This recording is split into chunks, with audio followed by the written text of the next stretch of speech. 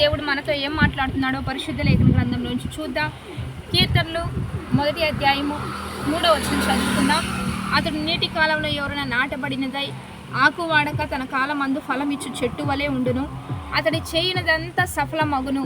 ఈరోజు దేవుని బిడ్డలారా, దేవుడు అంటున్నాడు తన కాలమందు ఫలమిచ్చు చెట్టు వలె నీవుంటావని, ఆకు వాడక ఎప్పుడు పచ్చగా ఫలభరితంగా ఉంటావని ఈరోజు దేవుడు మనతో మాట్లాడుతూ ఉండగా, ఎవరు ఈ ఆశీర్వాదాన్ని పొందుకుంటారు, ఎవరు ఈ రీతిగా ఉంటారంటే యెహోవా ధర్మశాస్త్రమందు ఆనందించుచు దీవారాత్రంలో దాన్ని ధ్యానించేవాడు ఈ రీతిగా ఉంటాడు. దేవుని బిడ్డలారా, అందుకనే మనకంటూ ఒక కాలం ఉంటుంది, మనకంటూ ఒక సమయం ఉంటుంది. ఆ సమయంలో మనం తప్పక ఫలిస్తాం, తప్పక ఆశీర్వదించబడతాం. కానీ ఆ కాలం వచ్చేంత వరకు మనం ఎదగాలి. మౌనంగా ఆయన దక్షిణ హస్తం క్రింద దీన మనస్కులై మనము ఎదుగుతూ ఉంటే ఒక కాలం రాగానే చక్కగా మనం ఫలిస్తాం. ఇక్కడ చూడండి, మామిడి చెట్టు చూస్తూ ఉంటే మామిడి చెట్టు నిండా కాయలే. ఈ కాలంలో ఈ సమ్మర్ సీజన్ రాగానే చెట్టు నిండా ఫలాలు వస్తాయి. ఈ కాలం వచ్చేంత వరకు ఈ చెట్టు చక్కగా ఎదగాలి, చక్కగా ఫలించాలి. చక్కగా ఎదిగి ఆ టయానికల్లా సిద్ధపడి ఉంటే ఈ కాలం రాగానే చక్కగా చూడండి, చక్కగా మంచి ఫలాలను ఇచ్చింది, అనేకులకు ఫలాలను ఇచ్చింది.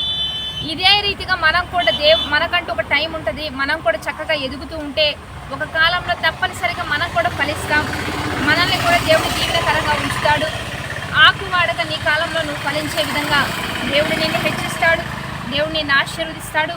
కాబట్టి ఆశీర్వదించే టైం వరకు మనం ఎదగకుండా ఉండిపోతే ఫలాలు ఉండవు. మౌనంగా ఎండిపోతే ఏ దీవెన ఉండదు.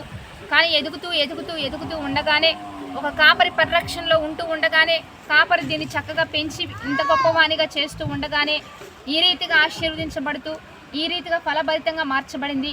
కాబట్టి ఆ రీతిగా మనందరం ఉందాం. వాగ్దానాన్ని బట్టి ప్రార్థన చేద్దాం. పరిశుద్ధుడా, మహోన్నతుడా, గొప్ప దేవా, ఈ దినం మీరు మాకు ఇచ్చిన బలమైన వాక్వచనాలు బట్టి నీకు మహిమ.